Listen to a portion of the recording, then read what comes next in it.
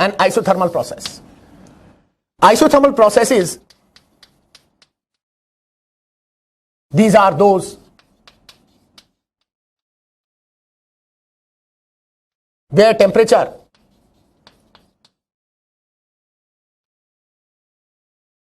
is kept constant,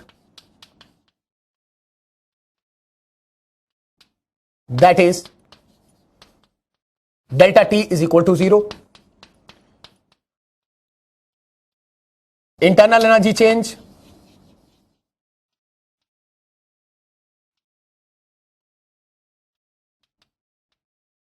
is a function of temperature. So if delta T is equal to 0, therefore delta E must also be equal to 0. Now, as per first law,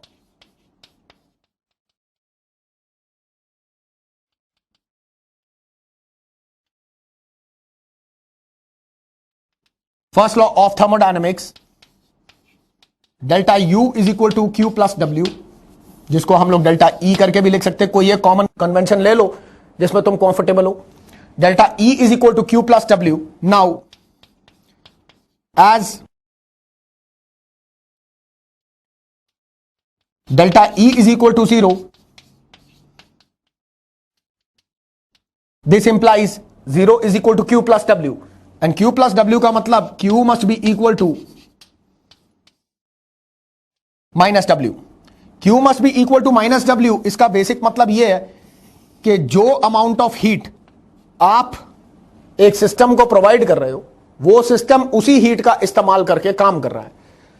sign convention को neglect मत करना. Negative sign convention of work done represents system performing work and positive convention of Q represents amount of heat provided. अब internal energy का कोई change नहीं है, इसलिए क्योंकि आपके सिस्टम का टेम्परेचर चेंज नहीं हो रहा. इंटरनल एनर्जी का कोई चेंज नहीं है क्योंकि आपके सिस्टम का टेम्परेचर चेंज नहीं हो रहा. इसका मतलब जो हीट आप अपने सिस्टम को प्रोवाइड कर रहे हो, वो सारी की सारी हीट वो सिस्टम काम करने के लिए अंदर इस्तेमाल कर रहा है. मैंने आपको पहले ही बताया था कि एनर्जी का फॉर्म एक फॉर्म से दूसरे फॉर्म में कन्वर्ट हो सकता है. तो जो हीट आपने प्रोवाइड की वो मैकेनिकल वर्क में कन्वर्ट हो गया. तो जैसे you consider a piston cylinder assembly once again, जो हम लोगों ने पहले भी एक बार कंसिडर की थी. और इस पिस्टन सिलेंडर असेंबली के ऊपर यहां से जो अप्लाइड प्रेशर है उसको एक्सटर्नल प्रेशर मान लो. इस पिस्टन सिलेंडर असेंबली के अंदर कोई गैस फिल्ड अप है और अब आपने नीचे से इस गैस को plus Q amount of heat दी. जब आपने Q अमाउंट ऑफ हीट दी तो जरूरी बात है कि ये पिस्टन एक्सपैंड होगी और एक्सपेंशन अगेंस्ट एक्सटर्नल प्रेशर होगा. तो इसमें एक पॉइंट लिखना पड़ेगा हमें, work done due to expansion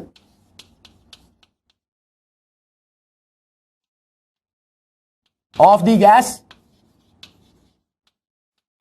is done against external pressure. If this gas expands against vacuum, then work done is 0. ये याद रखो कि जब कोई पिस्टन एक्सपैंड करती है, गैस एक्सपैंड करती है, तो आपका सिस्टम काम कर रहा है. गैस की एक्सपेंशन हमेशा एक्सटर्नल प्रेशर के अगेंस्ट होती है. जैसा एक्सटर्नल प्रेशर होगा उसी के ऊपर आपकी गैस एक्सपैंड करेगी. मान लो कि आपके पिस्टन सिलेंडर असेंबली के बाहर वैक्यूम है और कोई प्रेशर अप्लाइड ही नहीं है, तो वैक्यूम मतलब जीरो प्रेशर है. तो पिस्टन जब एक्सपैंड करेगी तो वो जीरो प्रेशर के अगेंस्ट एक्सपैंड करेगी, तो वर्क डन भी जीरो होगा. इसका मतलब हम लोगों की डेफिनेशंस में work done will be given as minus P external into delta V, that is V2 minus V1. तो जो वर्क डन हम लोगों ने अभी पहले डिफाइन किया था उसकी साइन कन्वेंशंस के साथ में, वहां पे हम लोगों ने उसको minus P into delta we करके डिफाइन किया था। शर्त सिर्फ इतनी है कि वो पी क्या है, क्या वो पी सिस्टम का इंटरनल प्रेशर है कि क्या वो सिस्टम के ऊपर लगने वाला एक्सटर्नल प्रेशर है। तो वैज्ञानिक कहते हैं कि work done by a system is always done against the external pressure. तो अगर एक्सटर्नल प्रेशर वैक्यूम हो गया, जरूरी बात है जो वर्क डन है वो वर्क डन जीरो हो गया। तो वो कहता है if this gas expands against vacuum then the amount of work done must be equal to zero. तो अब इसी पिस्टन सिलेंडर असेंबली को एक बार फिर से कंसीडर कर लेते हैं।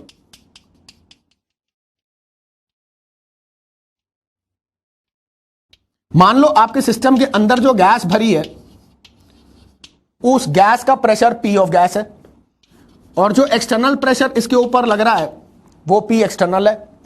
सिस्टम का इतना इंक्लूसिव वॉल्यूम जो है वो वी है और इस सिस्टम के अंदर कोई गैस फिल्ड अप है। अब एक इन्फाइनेटेसिमली स्मॉल अमाउंट से मान लो ये गैस अपर साइड पे एक्सपैंड करती है और पिस्टन अपर साइड पे मूव करता है। तो मैं इसी का ही जो डायग्राम है ये छोटी सी एक्सपेंशन के बाद वो दोबारा बना देता हूं।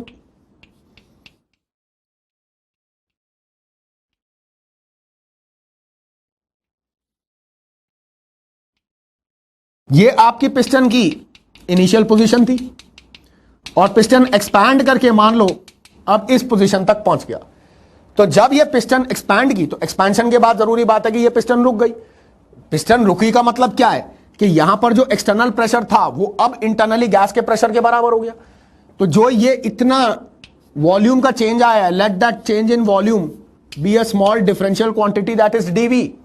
तो डीवी का जब चेंज आया तो इसका मतलब पी एक्सटर्नल में से कुछ ना कुछ डेल्टा पी कम हुआ होगा, तभी तो वो पी गैस से कम हुआ है, तभी ये दोनों पिस्टन्स इंटरनली और एक्सटर्नली दोनों साइड पर एक इक्विलिब्रियम में एस्टैब्लिश हो गए। चलो अंदर की पी गैस पी एक्सटर्नल से बड़ी है, तभी तो गैस एक्सपैंड करेगी अगेंस्ट एक्सटर्नल प्रेशर। ये गैस अगर एक्सपैंड करेगी तो इसकी एक्सपेंशन की कंडीशन क्या होगी कि जो गैस का प्रेशर है वो एक्सटर्नल प्रेशर से थोड़ा बड़ा हो। तो अब पी गैस में से अगर आप कोई डीपी अमाउंट कम करते हो तो जरूरी बात है कि वो एक्सटर्नल प्रेशर के बराबर हो जाता है। तो कहना इसे that work done dw must be equal to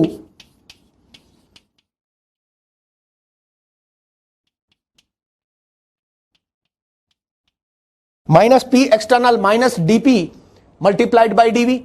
gas expand कर रही है इसलिए मैंने माइनस लगाया और जरूरी बात है कि ये जो माइनस डीपी डीवी है ये दो डिफरेंशियल्स का प्रोडक्ट है। तो इसका मतलब ये दो डिफरेंशियल्स का प्रोडक्ट भी हम लोग निगलेक्ट कर देंगे। ये तो फिजिक्स में भी आप करते ही हैं कि जब भी दो डिफरेंशियल्स आपस में प्रोडक्ट आउट करते हैं तो उसको निगलेक्ट कर देते हैं। तो अब अगर मैं इसी इक्वेशन को आगे ले चलूं तो dw will be equal to minus p external into dv, but for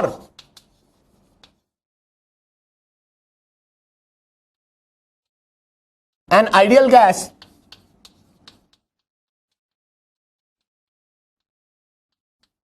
P external PV must be equal to nRT, that is external pressure multiplied by volume must be equal to N into R into T. So what will be P external? It can be written as nRT divided by V. So I can say dW must be equal to nRT divided by V times dV. अच्छा temperature constant है तो temperature change नहीं करेगा। Number of moles of gas चाहे वो initial position में हो चाहे वो एक्सपेंडेड पोजीशन में हो, दोनों सिचुएशन में number of moles of gas तो दोनों साइड पे सेम ही रहेंगे। इसमें भी आपकी गैस भरी हुई है। तो अब scientist say that if you integrate this expression तो इंटीग्रेट करने पर क्या आएगा, W will be equal to nRT, ये तो कांस्टेंट है, log of V plus constant C।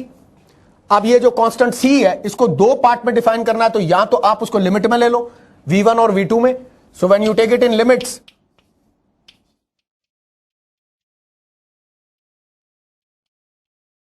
this comes out to be minus nRT natural log of V2 by V1 or W will be equal to minus 2.303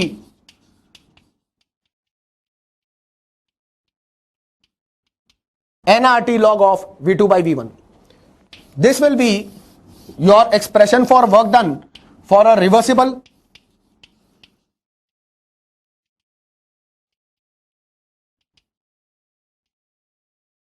isothermal process. Reversible क्यों बोल रहा हूं? Reversible क्यों बोल रहा हूं? क्योंकि तुम्ही ने ये माना था कि जब ये एक्सपेंशन हुई तो ये एक्सपेंशन डिफरेंशियल अमाउंट से हुई। डिफरेंशियल अमाउंट डीवी से अगर ये एक्सपेंशन हुई है, इसका मतलब यही है कि ये एक्सपेंशन रिवर्सिबल है। रिवर्सिबल होने का मतलब कि आप इंटीग्रेट करके उसका maximum amount of work done निकालते हो। तो maximum amount of work done in a reversible isothermal process will be given as minus 2.303 nRT log of V2 by V1. अच्छा, if this V2 by V1 is expressed in terms of pressure change, that is P1 and P2, then work done in reversible isothermal expansion process, isothermal expansion बोल दो क्योंकि expand कर रहे हो, expansion process will be minus 2.303 nRT log of P1 by P2. अगर ये pressure change के हिसाब से नोटिफाई हो रहा है तो उस हिसाब से work done will be given as minus 2.303 NRT log of P1 by P2। और अगर यही जो डिस्क्रिप्शन हैं ये एक्सपेंशन की जगह पे कंप्रेशन को लेकर के हो तो सिर्फ वर्क का जो साइन होता है उसको अपोज करना होता है। इस 2.303 NRT log of V2 by V1, this is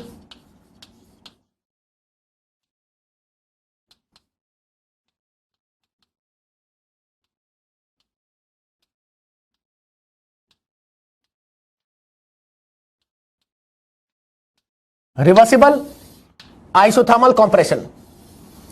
So reversible isothermal compression will comply to this amount of work done same as that of the expansion, that is 2.303 into nRT log of V2 by V1. The only difference will be that the sign will now oppose. If the expansion process was prefixed with a negative sign, then the compression process will be prefixed with a positive sign.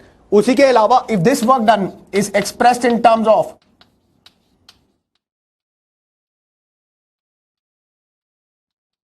pressures, then work done will be plus 2.303 into nRT log of P1 divided by P2. This will be reversible isothermal expansion processes or reversible isothermal compression processes. उसके अलावा for irreversible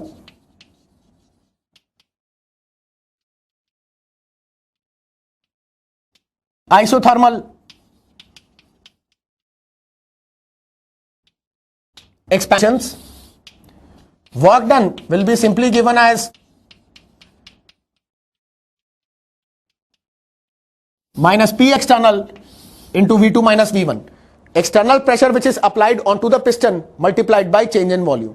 ये जो मैंने description board के ऊपर दी है ये reversible isothermal expansions को लेकर के और रिवर्सिबल आइसोथर्मल कंप्रेशंस को लेकर के है।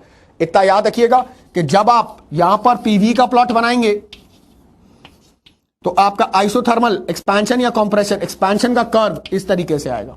ये आइसोथर्मल कर्व होता है और इसका जो वर्क डन होता है वो जरूरी बात है इसी कर्व के नीचे का जो एरिया अंडर द कर्व होता है वही होता है। तो हम लोग जब आइसोथर्मल प्रोसेसेस को डिस्कस कर रहे हैं तो उसके अंदर एक चीज समझ लो, delta E will be equal to 0। तो इसकी जो भी डिराइव्ड वर्क डन है, जो भी डिराइव्ड वर्क डन निकाले हैं वो निकाले तो फर्स्ट लॉ ऑफ थर्मोडायनेमिक्स से ही है।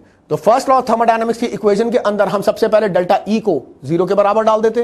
If that is equal to Q plus W, then Q will effectively become equal to minus W। जो हीट आप सप्लाई करोगे एक सिस्टम को वो पूरी की पूरी हीट जो है वो काम करने में इस्तेमाल हो जाएगी, वो पूरी हीट जो है वो वर्क टन में इस्तेमाल हो जाएगी। तो जो बेसिक आइडिया होता है प्रोसेस के पीछे का वो सिर्फ इतना होता है कि अगर टेम्परेचर चेंज नहीं कर रहा है तो इंटरनल एनर्जी चेंज नहीं कर रही। इसका मतलब entire work which is performed by the system is at the expense of the amount of heat that is supplied to the system. So once you supply a fixed Q amount of heat, then that Q amount of heat is in turn utilized to in turn perform work. तो हम लोग को ऐसी situation में फिर work दो type से दिखाना पड़ेगा। मैक्सिमाइज्ड वर्क डन तब निकलेगा जब आपका प्रोसेस इनफाइनाइटली स्मॉल एलिमेंट्स में चल रहा हो, डीवी एलिमेंट के अंदर आप उसकी एक्सपेंशन शो करो और उसको फिर एक्सटर्नल प्रेशर के साथ इक्विलिब्रियम में डालो। इक्विलिब्रियम में डालने के बाद जरूरी बात है आप उसका इंटीग्रेटेड वर्क डन निकाल सकते हो और वो इंटीग्रेटेड वर्क डन उस पर्टिकुलर प्रोसेस का मैक्सिमाइज्ड वर्क डन होगा। So this is the calculation for और this is the derivation for the amount of work done in an isothermal process. Now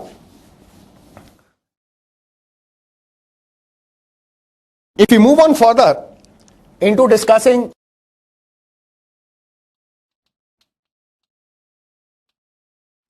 an adiabatic process, then in an adiabatic process,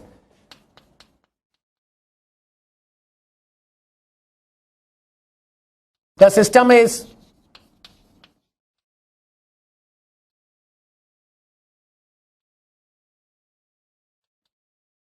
perfectly insulated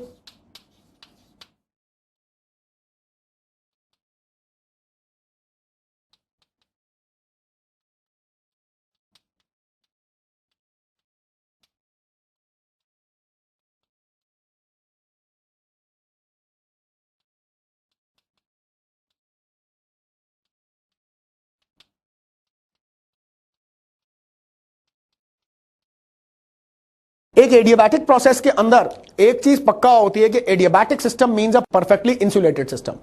जिस भी system के अंदर आप thermal change show कर रहे हो, thermodynamic process show कर रहे हो, उस सिस्टम को प्रॉपरली हर तरफ से इंसुलेट करके रखो। ना तो बाहर से सराउंडिंग से कोई हीट का इनफ्लो सिस्टम में होगा, ना सिस्टम से कोई हीट का इनफ्लो बाहर सराउंडिंग्स में होगा। तो साइंटिस्ट कहते हैं कि ऐसी सिचुएशन में Q की जो वैल्यू है, अमाउंट ऑफ हीट सप्लाइड की जो वैल्यू है 0 है। तुम हीट सप्लाई करते भी तो वो सिस्टम के अंदर जाती नहीं। So as the amount of heat supplied is 0, we will say that Q is equal to 0. Now according to first law of thermodynamics, delta E is equal to Q plus W. So for adiabatic processes,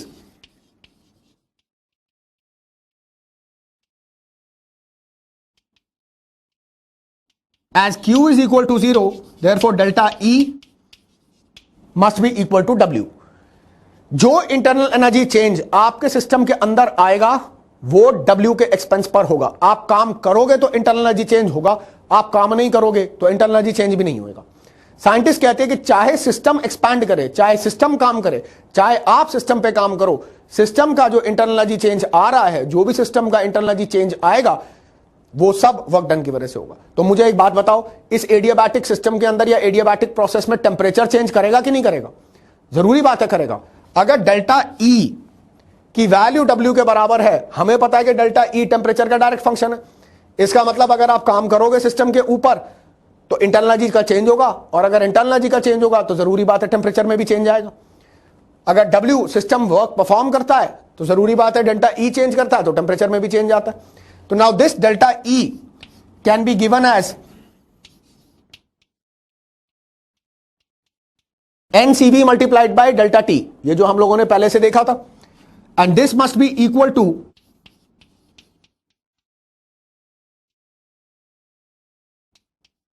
तो external pressure multiplied by delta V, this can be written as DW। अगर मैं इसको differential quantity में मान लूं, ये जो delta V है, limit tending delta V tending to 0, this can be considered as DV, that is some one small differential element.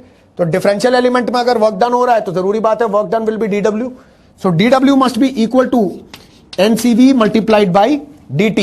तो ये जो डेल्टा T होगा ये भी अब डिफरेंशियल एलिमेंट्स में होगा, तो dW must be equal to NCV into dt। तो if you integrate this,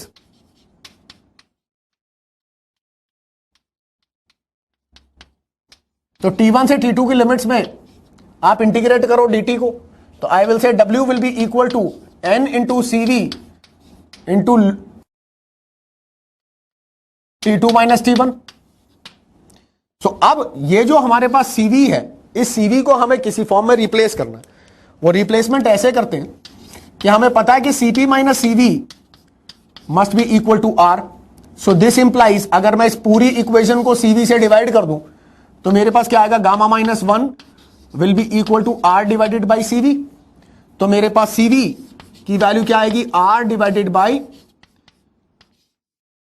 gamma minus 1। This means अगर मैं यहां पे CV की value R upon gamma minus 1 डाल दूं, then work done will be equal to NR upon gamma minus 1 into T2 minus T1।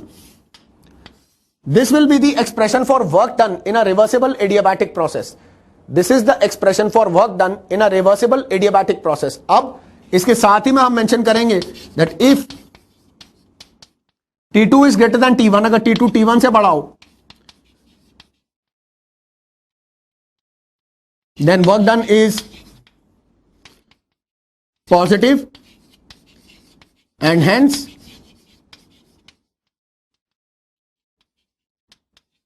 work is done on the system. If T2 is less than T1, T2 T1 से छोटा हो, final temperature जो है वो initial temperature से छोटा है, then work done will be a negative value.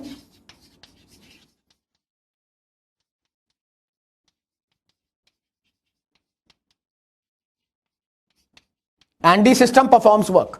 Adiabatic process के अंदर जो रिवर्सिबल एडियाबैटिक प्रोसेस है उसमें work done will be given as NR upon gamma -1 into T2 minus T1. This is the expression which we have derived by considering that the expansion process or the compression process, चाहे system काम कर रहा है या system पे काम कर रहे हो, वो प्रोसेस इनफाइनाइटली स्मॉल एलिमेंट्स में चल रहा है, छोटे छोटे एलिमेंट्स में चल रहा है. उनके चलते ही हम लोगों ने यहां पर CV की जगह पर गामा -1 से उसकी रिप्लेसमेंट करी, क्योंकि अब जो एक्सपेंशन है वो मोनो एटॉमिक गैस की, एटॉमिक गैस की है कि पॉली एटॉमिक गैस की, हमें कैसे पता चलेगा? तो उसके लिए मुझे गामा की वैल्यू चाहिए. तो गामा की वैल्यू चाहिए तो इसका मतलब हमें CV को फिर ऑटोमेटिकली गामा की टर्म्स में डालना पड़ेगा. Number of moles of the gas तो कांस्टेंट रहेगा, T2 और T1 वेरी करेगा. ये T2 और T1 की वैल्यू ये डिसाइड करेगी कि सिस्टम काम कर रहा है कि हम सिस्टम के ऊपर काम कर रहे हैं. अगर मान लो T2 T1 से बड़ा होता है तो ये फैक्टर पॉजिटिव आया. अगर T2 T1 से बड़ा होता है इसका मतलब वर्क डन पॉजिटिव है और सिस्टम पे काम हो रहा है, तो इसका मतलब सिस्टम पे काम होने से टेम्परेचर इंक्रीज करता है. तो अगर मैं ये बोल दूं तो ये हमारे एडियाबैटिक प्रोसेस की अगली लाइन बन जाएगी, that if T2 is greater than T1 and work done is positive, this means performing work on the system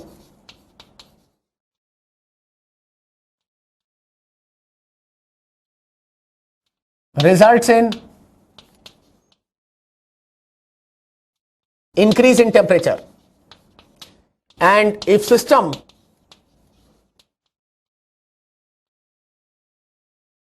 performs work, temperature falls,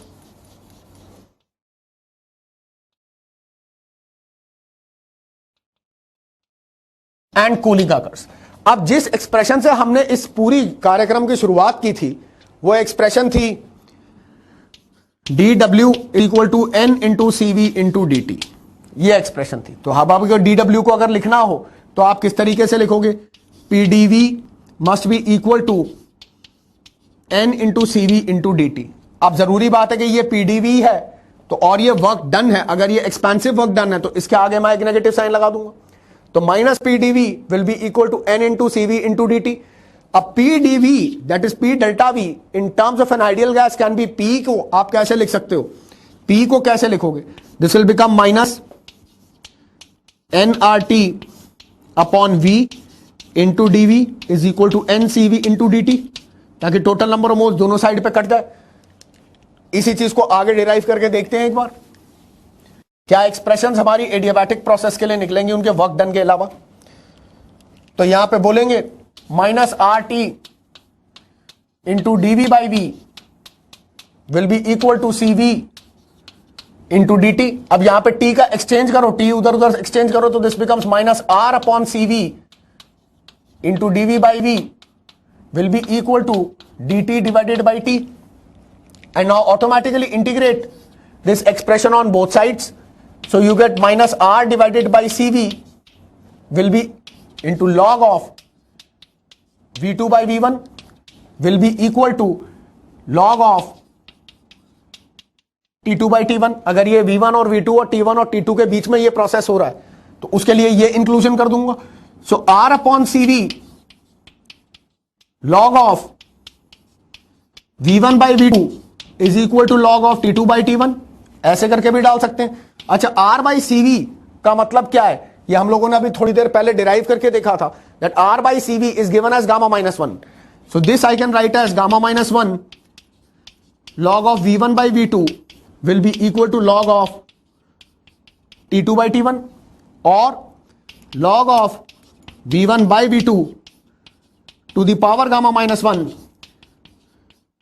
will be equal to log of T2 by T1. अब दोनों side से अगर anti log ले लें और log function को remove कर दें तो हमारे पास एक्सप्रेशन क्या आ जाएगी? V1 upon V2 to the power gamma minus 1 will be equal to T2 upon T1 और V1 to the power gamma minus 1 into T1 is equal to T2 into V2 to the power gamma minus 1। अब ये adiabatic expansion को लेकर के सबसे पहली expression हमारे पास आई, temperature multiplied by volume to the power gamma minus 1 is a constant. तो अगर इसी के नीचे मैं इस कांस्टेंट की एक्सप्रेशन डाल दूं that T into V to the power gamma minus 1 is a constant, then this expression becomes the first expression for adiabatic processes. Adiabatic expansions के लिए आप टेम्परेचर और वॉल्यूम, प्रेशर और वॉल्यूम और प्रेशर और टेम्परेचर के बीच में कोरिलेशंस निकाल सकते हो। वो कोरिलेशंस पता लगाने के लिए हम लोग को उन्हीं की एक्सप्रेशंस में वेरिएशंस करनी पड़ती हैं। जैसे सपोजिंग मैं इस T2 को ideal gas equation point of view से लिखता हूं कि T according to ideal gas equation point of view for 1 mole of a gas will be given as PV divided by R। अब गैस कांस्टेंट तो constant है, जैसे PV by R इसके लिए लिखोगे divided by PV by R इसके लिए लिखोगे तो R तो कट ही जाएगा। तो PV डिवाइडेड बाय R लिखना चाहते हो तो उसको ऐसे लिख सकते हैं, this implies V1 by V2 to the power gamma minus 1 will be equal to P2 V2 upon P1 V1। अब V1 to the power gamma minus 1 का क्रॉस मल्टीप्लाई कर दूं मैं इसके साथ में, तो V1 to the power gamma minus 1 multiplied by V1 ये कितना हो जाएगा, गामा। सो आई विल से P1 V1 to the power gamma will be equal to P2 V2 to the power gamma, और this implies that PV to the power gamma is a constant. ये adiabatic expression के लिए, adiabatic expansion के लिए second expression है जो हमारी consequence की एक्सप्रेशन है। पहली expression TV to the power gamma minus 1 is a constant, second expression will be PV to the power gamma is a constant. और अब जो हमारी ओरिजिनल एक्सप्रेशन ही थी उसी के अंदर जैसे ये वॉल्यूम है, तो वॉल्यूम को आप कैसे रिप्रेजेंट कर सकते हो आइडियल गैस इक्वेशन के हिसाब से, volume will be given as RT divided by P। तो अब RT डिवाइडेड बाई P, अगर यही एक्सप्रेशन मैं यहां डाल दूं तो R तो मेरा कट ही जाएगा दोनों साइड पे। तो इसका मतलब अगर इस एक्सप्रेशन को यहां पे डाल दूं तो मेरे पास ये किस तरीके से आएगा, in place of V1 I will mention T1 upon P1 divided by T2 upon P2 whole to the power gamma minus 1 will be equal to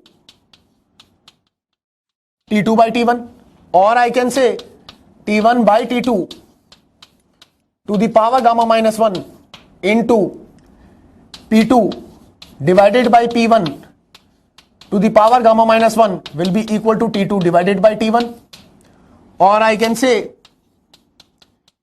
P2 by P1 to the power gamma minus 1। अब इस चीज को आप cross multiply करो, this will become T2 to the power gamma minus 1 into T2 will become T2 to the power gamma divided by T1 to the power gamma. So automatically अगर मुझे cross multiply करना है तो मेरी terms same side पे होनी चाहिए। I can write this as P1 upon P2 to the power 1 minus gamma will be equal to T2 to the power gamma upon T1 to the power gamma, which implies P1 to the power 1 minus gamma into T1 to the power gamma will be equal to T2 to the power gamma into P2 to the power 1 minus gamma. So मेरी जो third expression आएगी adiabatic expansion processes के लिए, that will be P to the power 1 minus gamma into T to the power gamma is a constant. तो अब ये जो मेरी डेरिवेशंस हैं जो यहां पे मैंने डिराइव किए हैं, ये तीन टाइप के फॉर्मूले के साथ लिंक्ड है।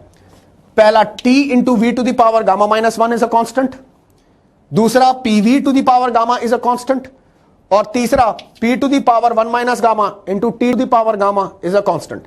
इन तीनों एक्सप्रेशंस को यहीं के यहीं याद कर लो। ये तीनों एक्सप्रेशंस हमारे बहुत काम आएंगी किसी एडियाबैटिक सिस्टम में या एडियाबैटिक प्रोसेस में। अगर मैंने प्रेशर को वेरी किया वॉल्यूम के साथ तो P1 into V1 to the power gamma must be equal to P2 into V2 to the power gamma. अगर मैंने वॉल्यूम और टेम्परेचर को वेरी किया, प्रेशर को कांस्टेंट छोड़ दिया, तो मैं बोल सकता हूं V1 to the power gamma minus 1 into T1 will be equal to V2 to the power gamma minus 1 into T2। और बहरहाल अगर मैंने किसी स्थिति में प्रेशर और टेम्परेचर को वेरी कर दिया तो P to the power 1 minus gamma into T to the power gamma P1 to the power 1 minus gamma into T1 to the power gamma will be equal to P2 to the power 1 minus gamma into T2 to the power gamma. तो इस expression का इस्तेमाल कर लो adiabatic process के लिए। उसके work done के अलावा ये तीनों एक्सप्रेशंस एडियाबैटिक एक्सपेंशन के किसी भी न्यूमेरिकल को डील करने में समर्थ है। इसलिए ये तीन एक्सप्रेशंस आपको किसी भी कंडीशन में याद करके रखनी पड़ेंगी। आप बेसिकली पूरी डेरिवेशन के ऊपर ना भी इतना ध्यान दें, मेडिकल एंट्रेंस एग्जाम में कोई आपसे डेरिवेशन नहीं पूछेगा, बोर्ड एग्जाम में ये डेरिवेशन आपको शायद ना आए, लेकिन इनके जो रिजल्ट्स हैं उन रिजल्ट्स के बेसिस पर ही सारे न्यूमेरिकल्स चलते हैं। तो न्यूमेरिकल्स की अंडरस्टैंडिंग के लिए, न्यूमेरिकल्स को सॉल्व करने के लिए हमारे पास ये तीन कंस्ट्रेंट इक्वेशंस है जो एडियाबैटिक एक्सपेंशन को लेकर के हम लोगों ने डिराइव की हैं। उन एक्सप्रेशंस को डेफिनेटली याद करें। T to the T into V to the power gamma minus 1 is a constant, PV to the power gamma is a constant, P to the power 1 minus gamma into T to the power gamma is a constant.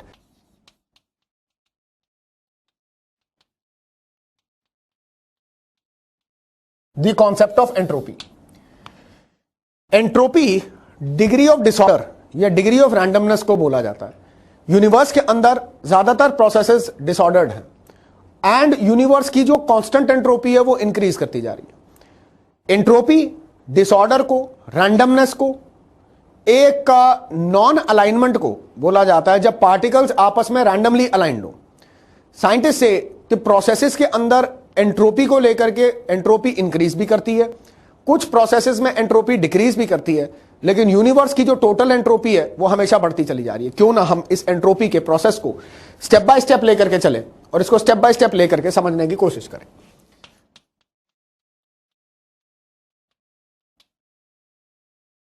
This is given as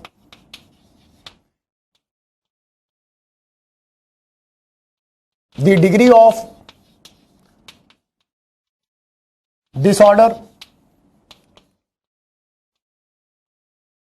or randomness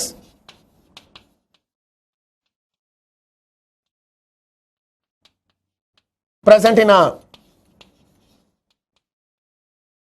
system. For example,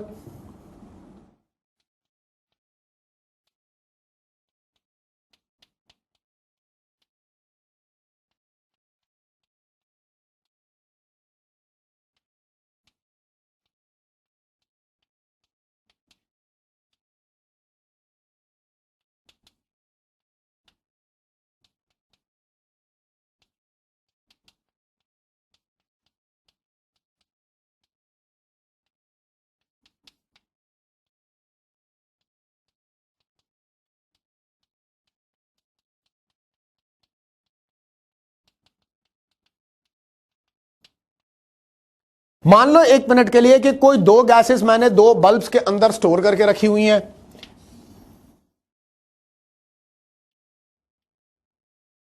दो gases दो bulbs के अंदर store करके रखी है और उनके बीच में एक स्टॉप कॉक फिट किया हुआ। एक गैस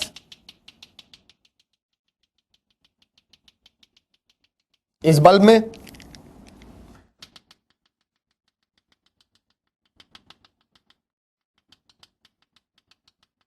और दूसरी गैस इस दूसरे बल्ब में।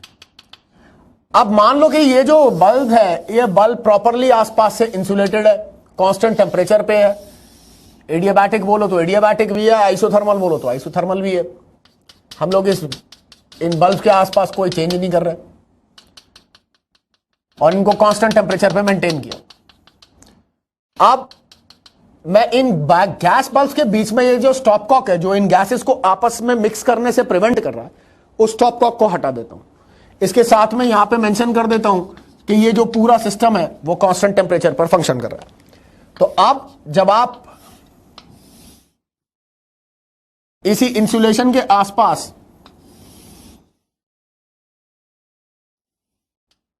इन बल्ब्स की अंदर प्रेजेंट गैसेस की स्थिति देखेंगे, जब ये स्टॉप कॉक हटा दिया गया हो तो इस गैस के मॉलिक्यूल्स जरूरी बात है अब दोनों बल्ब्स के बीच में डिस्प्लेस्ड होंगे और यही चीज दूसरी गैस पार्टिकल के साथ भी होगा। उसके गैस पार्टिकल इसमें भी और इस बल्ब के अंदर भी डिस्पर्स्ड होंगे। अब साइंटिस्ट ये बोलते हैं कि भाई जब आपने ये स्टॉप कॉक हटाया तो मॉलिक्यूलर डिफ्यूजन मेथड्स के थ्रू एक गैस दूसरी गैस के अंदर मिक्सअप हो गई। और इसके मिक्स होने का जो अल्टीमेट रिजल्ट था वो दोनों गैसेस के बीच में रैंडमनेस का इंक्रीज, रैंडमनेस का बढ़ना था। जब गैसेस के बीच में से स्टॉप कॉक हटा दोगे तो एक गैस दूसरी गैस के अंदर गश करेगी, और गश करना मॉलिक्यूलर डिफ्यूजन का प्रोसेस है। साइंटिस्ट कहते हैं ऐसे गैसेस की मिक्सिंग होने पर गैसेस की एनर्जी तो चेंज नहीं होती लेकिन उनकी एंट्रोपी बढ़ जाती है। एंट्रोपी का मतलब सिस्टम का डिसऑर्डर, सिस्टम की रैंडमनेस इंक्रीज कर जाएगी। सिस्टम की रैंडमनेस का इंक्रीज करने का जो कारण है वो बोलते हैं कि पार्टिकल के पास ट्रैवर्स करने के लिए मल्टीपल पॉइंट्स हैं। जब पार्टिकल के पास ट्रैवर्स करने के लिए number of points, traceable points बढ़ जाए, ऐसे में उस पार्टिकल की एंट्रोपी बढ़ जाती है, भले ही उस पार्टिकल की काइनेटिक एनर्जी में कोई चेंज ना भी आ रहा हो तो भी। तो we say that as temperature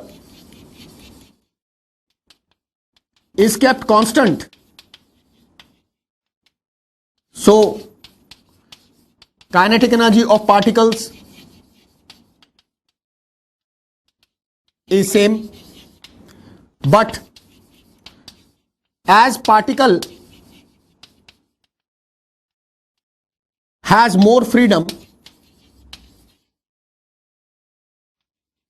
and traces more number of points,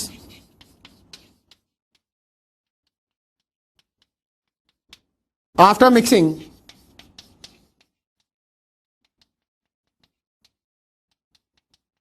its entropy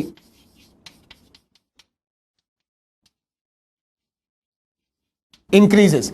entropy को कुछ नहीं है, एंट्रोपी को मैथमेटिकली डिफाइन करने से पहले सिर्फ इतना समझ लो कि अगर मेरे पास दो पार्टिकल्स होंगे, जैसे मैं यहां पे आपको उसको थोड़ा और आसानी से ही समझाने की कोशिश करता हूं। मेरे पास दो पार्टिकल्स होंगे, एक पार्टिकल ए पॉइंट से दूसरा पॉइंट, दूसरे से तीसरा और तीसरे से पहला, 3 पॉइंट ट्रेस करता है ए बी सी, और एक पार्टिकल ए से बी, बी से सी, सी से डी और डी से ए, ऐसे ट्रांसफर करता है 4 पॉइंट पर ए बी सी डी, और कंटिन्यूअसली ये 3 ही पॉइंट ट्रेस कर रहा है, ये 4 पॉइंट ट्रेस कर रहा है।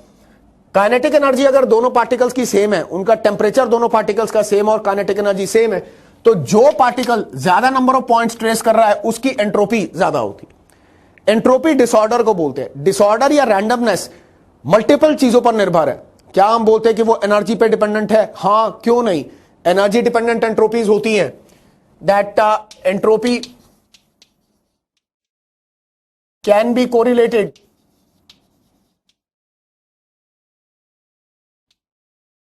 with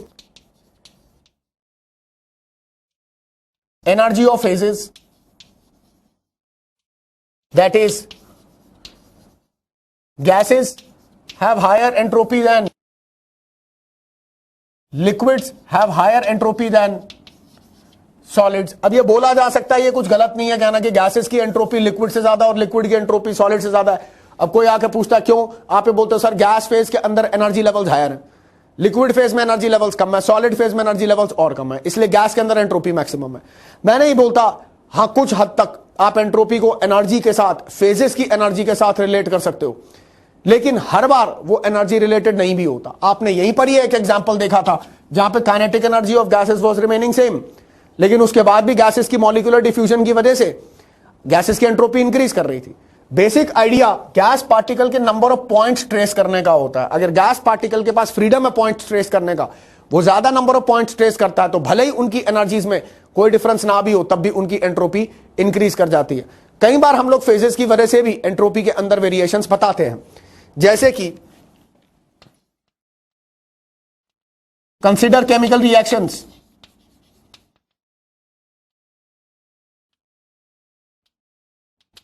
like carbon graphite converting into carbon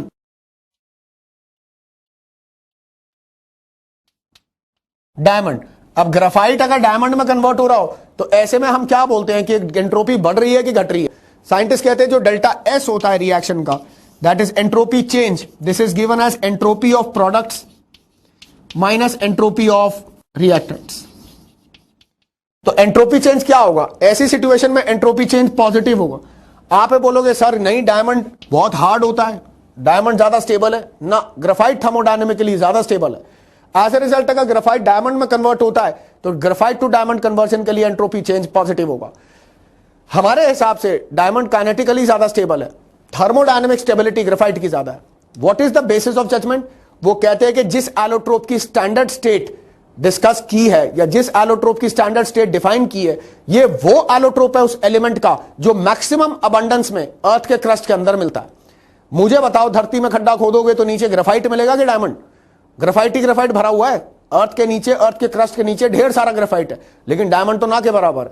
इसका मतलब the then conditions when the earth was born favoured formation of graphite over formation of diamond. So thermodynamically the stable state of carbon on earth is taken to be graphite and not diamond. तो अगर graphite to diamond interconversion हो रही है, हम लोग ये मानते हैं कि diamond की thermal stability graphite से कम है। As a result, delta S for the process which is given as sum of entropies of product minus sum of entropies of reactants must be greater than 0. ये 0 से ज्यादा होना चाहिए, positive होना चाहिए। As a result reaction की शक्ल देख करके या रिएक्शन को जज करके हम लोग बता सकते हैं कि उस रिएक्शन के अंदर एंट्रोपी कैसी रही होगी या एंट्रोपी चेंज की वैल्यूज कैसी रही होंगी। आइए कुछ और रिएक्शंस देख लेते हैं, उससे थोड़ा सा क्लियर हो जाएगा। Supposing I tell you CaCO3 solid gives you on calcination calcium oxide plus carbon dioxide gas. इसको कैल्साइन किया है हमने 925 डिग्री सेल्सियस पर। कैल्शियम कार्बोनेट को लाइम किन के अंदर, चूने की भट्टी के अंदर जहां पे चूना बनाते हैं, वहां पर लाइमस्टोन को, कैल्शियम कार्बोनेट को कैल्साइन किया to form calcium oxide along with carbon dioxide. अब मैं इस पर्टिकुलर रिएक्शन के लिए पूछता हूं कि delta S entropy change for the reaction ऐसे लिख सकते हो, डेल्टा एस आर की वैल्यू क्या होगी? बोलोगे sir sum of entropies of product minus sum of entropies of reactants. अब प्रोडक्ट साइड में एक सॉलिड है एक गैस है, तो जरूरी बात है कि एंट्रोपी ऑफ प्रोडक्ट की वैल्यू बड़ी होगी, जबकि रिएक्टेंट साइड पर सिर्फ सॉलिड है तो जो एंट्रोपी ऑफ रिएक्टेंट है वो कम होगी। इसका मतलब delta S product minus delta S reactant should become positive, इसकी value should be greater than 0। Reaction को देख करके, रिएक्शन के अंदर जब फेजेस होती हैं तो उन फेजेस को ऑब्जर्व करके हमें इस बात का आइडिया लग जाता है कि एंट्रोपी कैसी होगी। तो ऐसा है क्या सर कि एंट्रोपी हमेशा बढ़ती है? नहीं, एंट्रोपी घट भी जाती कई बार। जैसे ये रिएक्शन कंसीडर करो, मैग्नीशियम सॉलिड था प्लस ऑक्सीजन गैस थी। When magnesium ribbon Burns it gives you magnesium oxide which is again a solid. तो अब मैग्नीशियम को अगर हमने एयर में बर्न किया तो हमें मैग्नीशियम ऑक्साइड सॉलिड मिल गया। मैग्नीशियम ऑक्साइड सॉलिड मतलब अगर मैं डेल्टा एस फॉर रिएक्शन बोल दूं, then sigma S of products minus sigma S of reactants. चलो, प्रोडक्ट के अंदर एंट्रोपी की वैल्यू आई सिर्फ मैग्नीशियम ऑक्साइड के लिए, माइनस रिएक्टेंट के अंदर solid magnesium plus gaseous oxygen के लिए भी। तो जरूरी बात है कि ऐसी सिचुएशन में आपका एंट्रोपी चेंज लेस देन 0 होगा। एंट्रोपी चेंज वैसे जजमेंट करने के लिए कुछ भी करो, कोई प्रोसेस ले लो, इवेपोरेशन,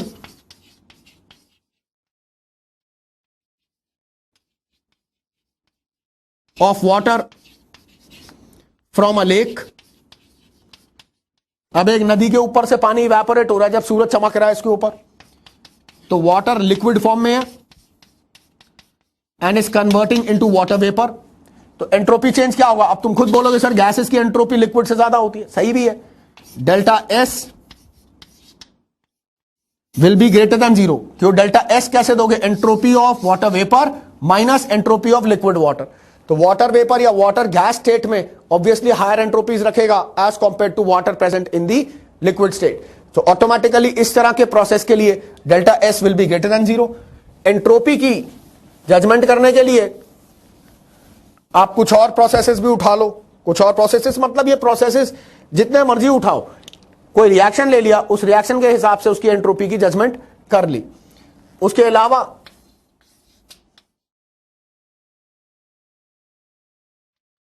जैसे मैं बोलूं मेल्टिंग ऑफ आइस, अब आइस मेल्ट कर रही है तो वाटर सॉलिड स्टेट में है और मेल्ट करेगा तो लिक्विड स्टेट में कन्वर्ट हो जाएगा। खुद बताओ कि एंट्रोपी लेवल्स हायर किसके? लिक्विड वाटर के सॉलिड वाटर के? जरूरी बात है लिक्विड वाटर के। तो ऐसे में delta S which will be given as sum of entropy of water liquid minus sum of entropy of water solid, this will obviously be greater than 0। Melt करेगा कोई सब्सटेंस तो एंट्रोपी चेंज जो है वो पॉजिटिव आएगा, entropy change बढ़ जाएगा। Scientist कहते हैं ये तो कोई बात नहीं है, सिस्टम के अंदर, प्रोसेस के अंदर एंट्रोपी चेंज पॉजिटिव भी हो सकता है, एंट्रोपी चेंज नेगेटिव भी हो सकता है। यहां तक कि जब हमने शुरू में डिस्कशन की थी तो उस टाइम पर तो मैंने ऐसे भी बताया था कि हाइपोथेटिकल इमेजिनरी सर्कमस्टेंसेस में एंट्रोपी चेंज एक पर्टिकुलर प्रोसेस का 0 भी हो सकता है, तो हम उसको आइसेंट्रोपिक प्रोसेस बोलेंगे।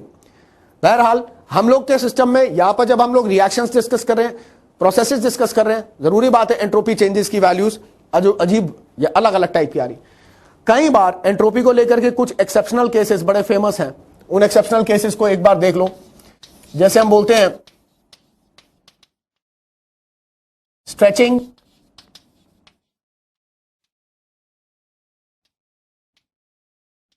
Of a rubber band.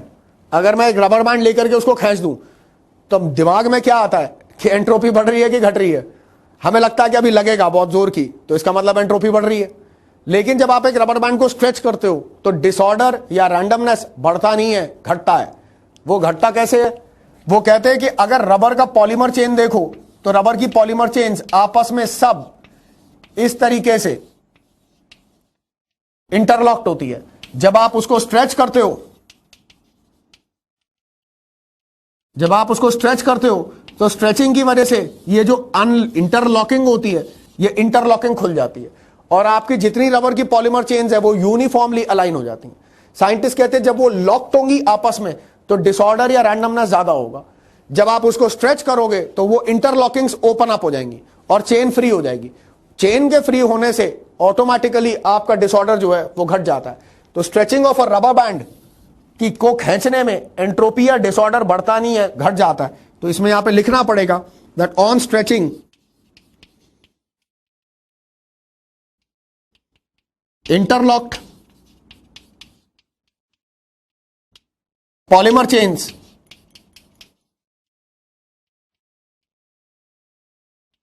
open up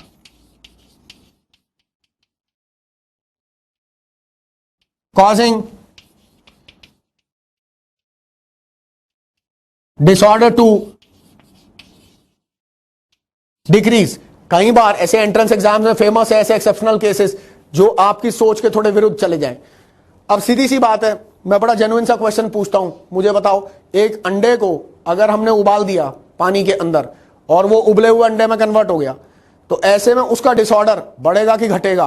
entropy randomness बढ़ेगी कि घटेगी for boiling of an egg? दिमाग में हमारे यही आता है कि अंडे के अंदर तो लिक्विड है और जब आप उसको उबाल देते हो तो वो सॉलिड में कन्वर्ट हो जाता है। उबला हुआ अंडा तो सॉलिड होता है, उसको छील के आप खा भी सकते हो। अब उबला हुआ अंडा सॉलिड है तो लगता है कि सॉलिड का डिसऑर्डर तो कम ही होगा, जो उबल जो गया।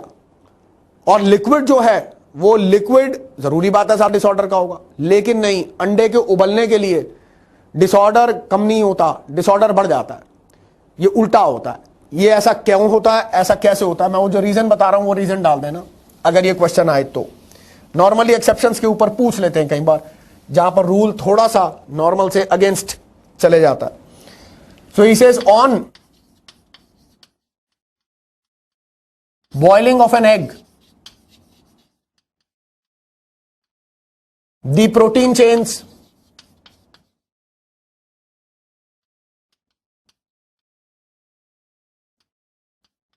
in egg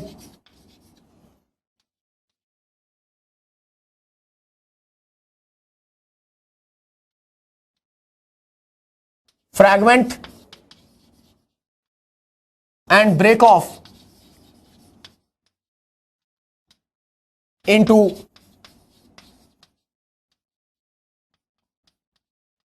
small pieces, causing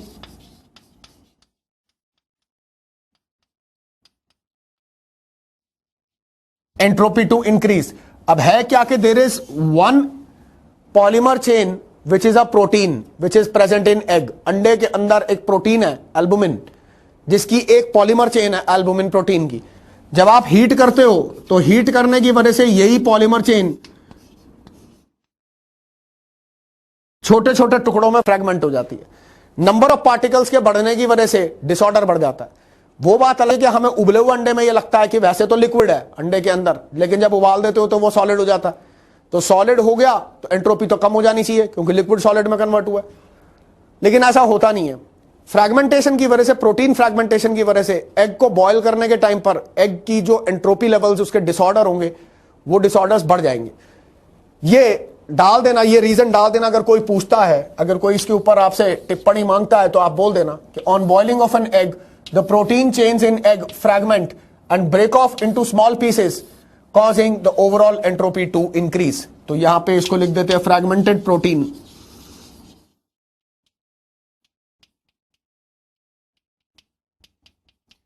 अब ये जो हम एंट्रोपी की कैलकुलेशंस करते हैं या एंट्रोपी को समझने की कोशिश करते हैं, how is it that we define entropy? The degree of disorder और randomness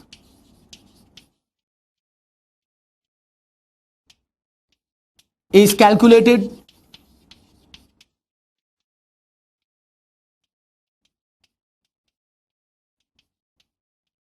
for reversible processes.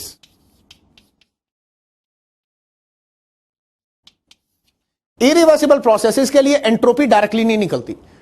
Reversible processes जो इनफाइनाइटली स्लोली मूव कर रहे होते हैं, इनफाइनाइटली स्लोली चल रहे होते हैं, इनके लिए एंट्रोपी की वैल्यूज डायरेक्टली निकल जाती हैं। इनको हम लोग डायरेक्टली इवैल्यूएट कर लेते हैं। तो वो कहते हैं जो डिग्री ऑफ डिसऑर्डर और रैंडमनेस उसकी कैलकुलेशन है, उसकी calculation is done for reversible processes. अब ये रिवर्सिबल प्रोसेसेस के लिए कैसे? सपोजिंग हम बोले that for a reversible isothermal process, entropy change delta S is given as plus Q reversible comma isothermal divided by T। क्यों ये सच है कि नहीं? ये सच है कि ये जो ऊपर Q तुमने लिखा है वो Q एक्चुअली एक रिवर्सिबल आइसोथर्मल प्रोसेस का वर्क डन है। कारण फर्स्ट लॉ ऑफ थर्मोडायनेमिक्स के हिसाब से delta E was equal to Q plus W, और क्योंकि प्रोसेस आइसोथर्मल था और उसमें टेम्परेचर का कोई चेंज नहीं हो रहा था, जरूरी बात है डेल्टा E की वैल्यू 0 थी। इसका मतलब Q की वैल्यू क्या थी? Q would be equal to minus W, यानी कि जो का हीट तुमने प्रोवाइड की थी वो हीट काम करने के लिए इस्तेमाल हो गई। जो हीट तुमने प्रोवाइड की थी वो पूरी की पूरी हीट अगर काम करने में इस्तेमाल हो गई, इसका मतलब Q की वैल्यू और W की वैल्यू तो सेम ही रही होगी। जो हीट मैं सप्लाई कर रहा हूं उस हीट से तुम काम कर रहे हो, तो मैंने तुमसे पूछा कि काम तुमने कितना किया, तुमने बोला सर जितनी हीट आपने सप्लाई की। जो हीट आपने सप्लाई की थी उसी को हमने वर्क के लिए कॉम्पनसेट कर लिया। अगर आपने 200 जूल हीट सप्लाई की थी तो मैंने 200 जूल के बराबर का वर्क कर दिया। तो आज की तारीख में आप ये पूछ रहे हो कि काम कितना किया? काम उतना किया जितनी की हीट सप्लाई की थी। अब अगर Q की वैल्यू W के बराबर है, then entropy change is given as Q reversible isothermal divided by T। So if this is equal to W, then delta S will be given as 2.303 nRT log of V2 by V1 divided by T. This must be equal to 2.303 nR log of V2 by V1. This is given as entropy change for an isothermal process. Isothermal process के लिए मैं यही entropy change दे सकता हूं। और सीधी सी बात है, अगर मुझे यही चीज एक आइसोबारिक प्रोसेस के लिए निकालनी होती तो क्या उसको निकाल सकता था?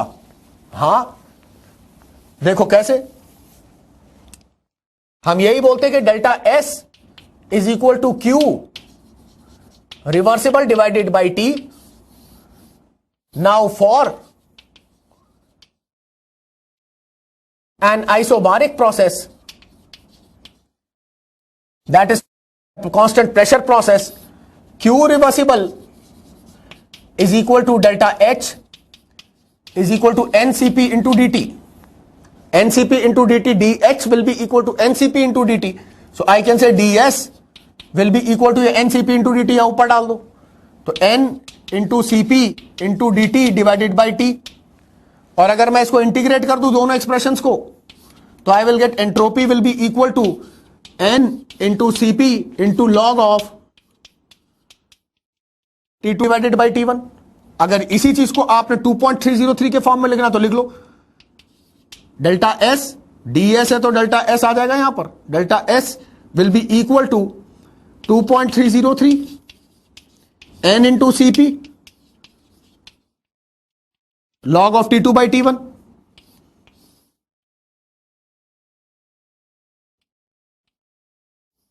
इस फॉर्म में लिख लो। एंट्रोपी चेंज की वैल्यू डिराइव करनी कौन सी मुश्किल है? एंट्रोपी चेंज का जो डायरेक्ट फॉर्मूला है वो डेल क्यू या D Q reversible isothermal divided by temperature T।